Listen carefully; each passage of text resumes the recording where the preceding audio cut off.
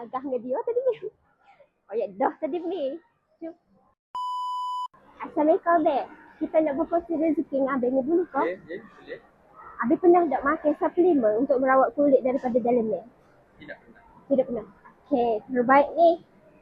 Memang rezeki Abang hari ni. Kenapa? Boleh follow Mek kau? Boleh follow Mek Sariki dulu. Mek Sariki dekat IG TikTok. TikTok. Boleh. Orang luar ke ni? Saya? Tak dalam. Orang dalam. Okey. Allah, jauh dalam ni. Dah aku kagak. Kelantan lah.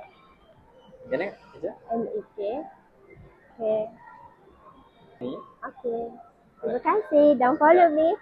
Jadi, kita bagi free kat Abang. Terima kasih Abang sebab Abang sporting Oh, tak ada hal lah. okey. Jadi, selepas 7 hari tu boleh kau minta feedback dia. Feedback? Boleh. Tapi komen dekat dalam TikTok lah. Boleh? Nanti saya komen dekat video latest lah. Okey. Lepas 7 hari. Ya, betul. Terima kasih. Dah Rasha. Nasai. Okey, terima Kau kasih. orang Sarawak kan? Ya, betul. Baik. Tapi boleh kecek sihat kan? Saya? Boleh. Dah lah, awak jalan. Terima kasih dah. Selamat. Cik Umi, terima kasih. Nasib baik Abang tu sporting. Rezeki dia. Ni cepat ni.